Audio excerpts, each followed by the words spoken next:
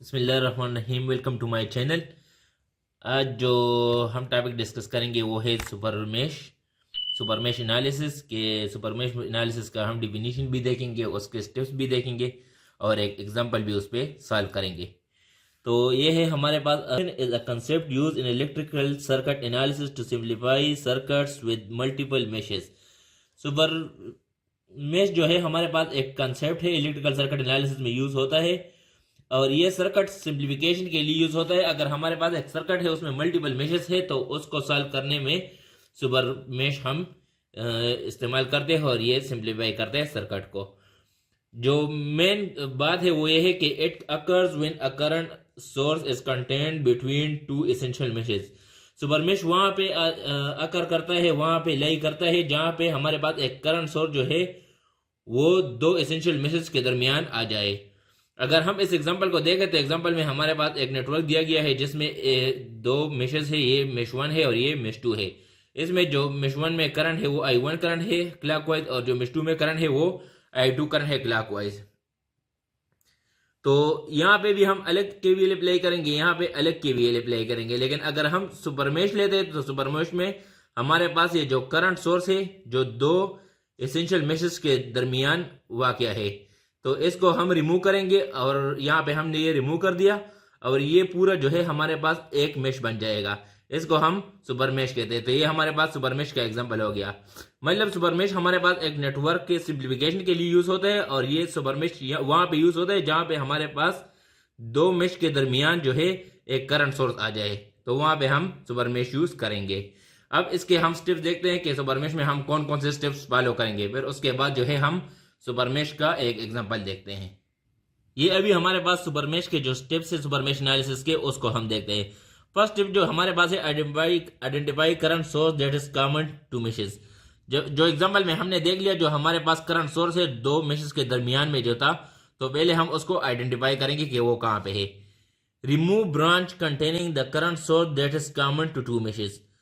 उस ब्रांच को हम रिमूव करेंगे जो जिसमें करंट सोर्स है हमारे पास। अगर वहां पे कोई ब्रांच हो तो उसको हम कंप्लीटली रिमूव करेंगे जो दो मेशेस के दरमियान आया है।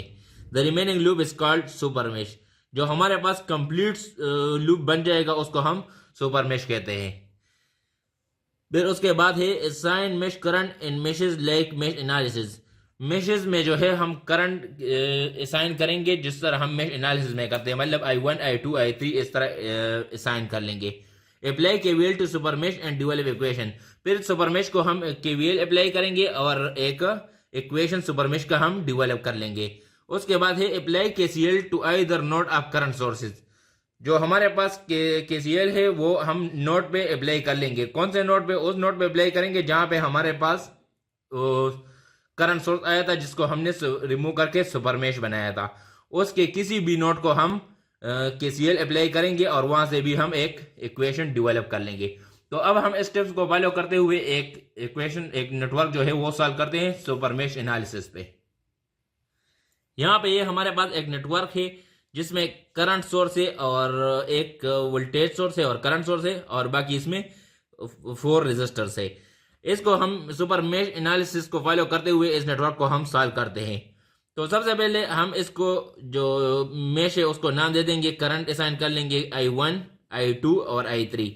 और इसमें दो मेशेस के दरमियान हमारे पास जो करंट सोर्स आया है वो ये है।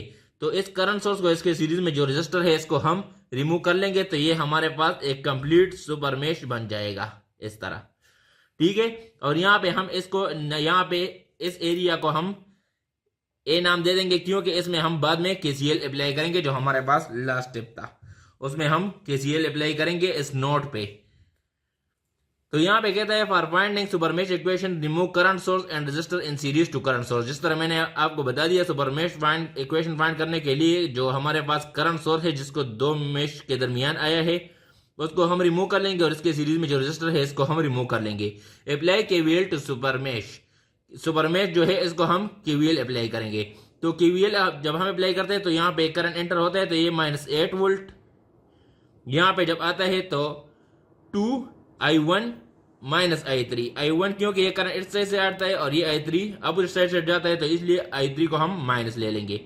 फिर इस साइड से 4I1 -I2 तो ये हो जाएगा +4, ये I2 हो जाएगा यहाँ पे, क्योंकि ये यहाँ पे दूसरे मेश में आ गया, तो ये +4 I2 और ये अपोजिट डायरेक्शन है तो -I3 और +8 I2, क्योंकि ये रजिस्टर जो है किसी और लूप के साथ शेयर नहीं है, +4 I2। तो अब इसको हम मजीद सॉल्व करते हैं, देखते हैं नीचे। ये हमारे पास इक्वेशन आ गया -8 + 2 × I1 - I3 + 4 I2 - I3 + 8 I2 = 0। तो ये -8 अपनी जगह 2 × I1 - I3 से मल्टीप्लाई करेंगे, 2I1 - 2I3 + 4I2 - 4I3 + 8I2 = 0। तो ये हमारे पास इस तरह आ गया। अब इसको हम मजीद सॉल्व करते हैं, तो 8 जो है दूसरी साइड पे चला जाएगा, इसका साइन चेंज हो जाएगा, ये प्लस हो जाएगा +8 और ये हो जाएगा 2I1 अपनी जगह और ये I2 की जो वैल्यू है इसको हम ऐड कर लेंगे, +8 I2 + 4 I2 जो ऐड हो जाएगा 12 I2 आ जाएगा, -2 I3 -4 I3 ये -6 I3 आ जाएगा। तो 2I1 + 12 I2 - 6 I3 = 8 हमारे पास एक इक्वेशन आ गया, जिसको हमने इक्वेशन 1 नाम दे दिया। अब जो है हम मेश 3 पे KVL अप्लाई करेंगे और मेश 3 का जो है वो फाइंड कर लेंगे इक्वेशन। तो मैं आपको सर्किट से समझाता हूं कि ये इक्वेशन हमारे पास किस तरह आ गया। जो मेश 3 का इक्वेशन है वो मैंने यहाँ पे लिख दिया आप लोगों को समझाने के लिए, क्योंकि यहाँ पे जब हमारे पास I3 का करंट फ्लो करे तो ये 2 आ जाएगा अपनी जगह पे I3 और ये अपोजिट साइड से भी I1 का करंट है, तो ये इसलिए I1 को हमने माइनस ले लिया, तो ये हो गया 2I3 × I3 - I1, ये आ गया प्लस ये 2I3 आ गया, क्योंकि ये किसी के साथ शेयर नहीं है दूसरे लूप के साथ, और यहाँ पे आ गया +4 I3 और अपोजिट जो करंट है वो I2 का है, तो हो गया 4 × I3 - I2 = 0। इसकी समझ आ गई होगी, क्योंकि मैंने आपको सर्किट से भी यहाँ पे समझा दिया। अभी नीचे इसको देखते हैं और इसको सिंप्लीफाई करते हैं। ये वही इक्वेशन है जिसको मैंने ऊपर आपको समझा दिया, 2 × I3 - I1 + 2I3 + 4 × I3 - I2 = 0।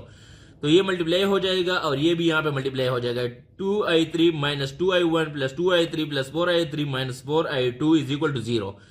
तो ये -2I1 अपनी जगह पे आ गया, -4I2 अपनी जगह पे आ गया और I3 के जो वैल्यू है ये ऐड हो जाएंगे, तो ये हो जाएगा 2I3 + 4I3 + 2I3, तो ये हो जाएगा 8I3 = 0। ये हमारे पास हो गया इक्वेशन 2।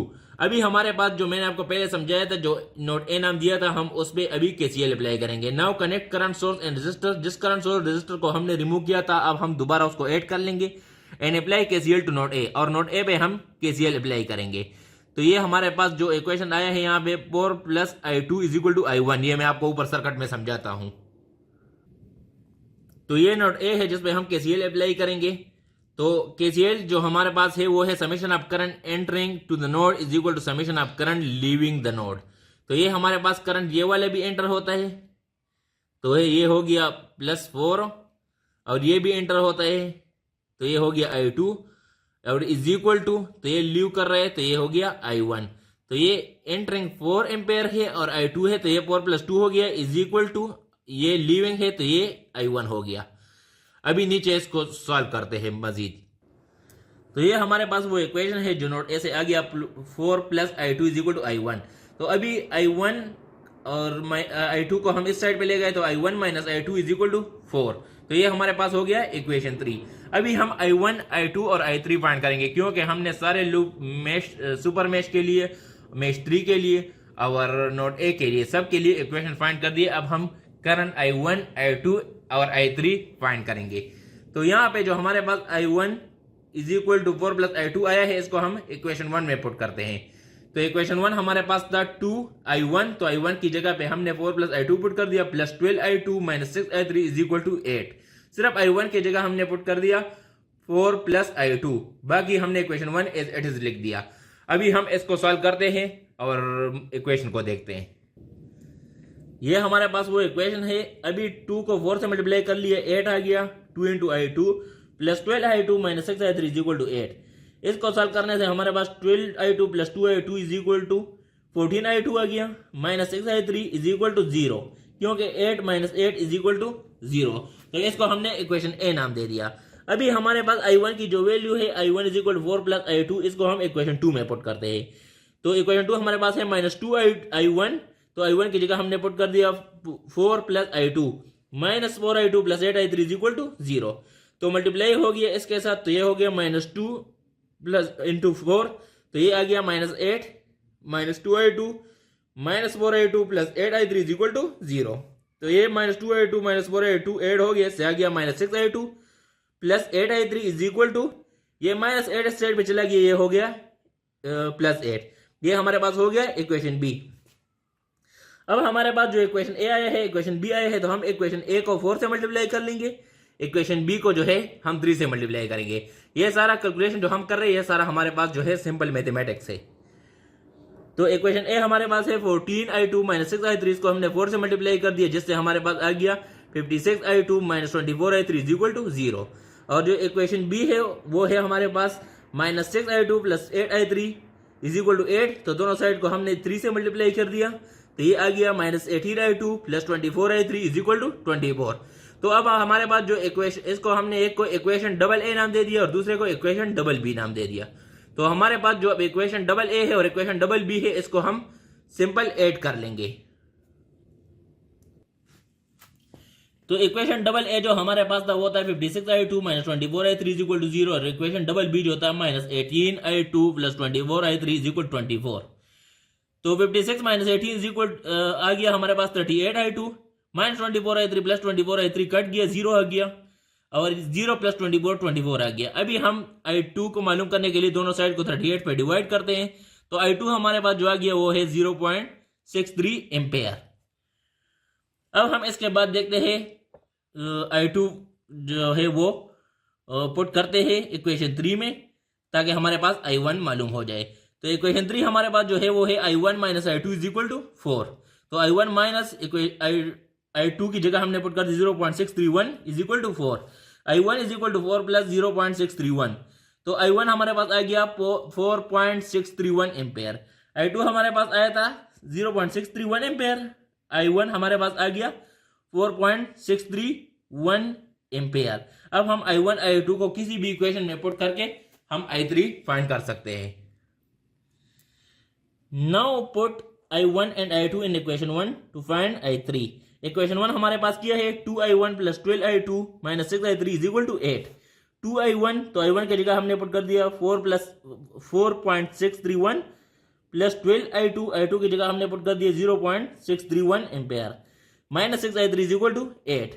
तो 2 into 4.631 is equal to 9.262, 12 into 0.631 is equal to 7.572, minus 6i3 is equal to 8।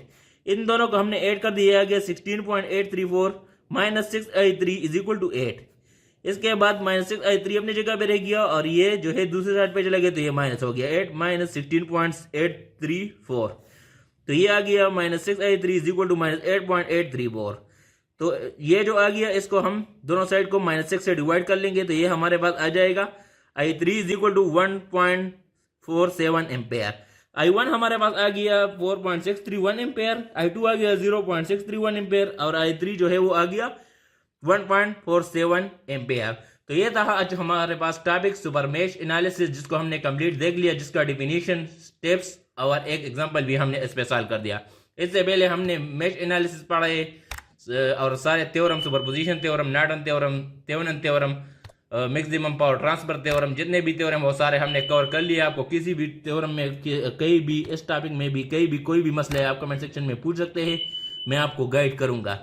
और अगर आपने कोई थ्योरम देखना है तो आप मेरे चैनल पे देख सकते हैं। Thank you for watching.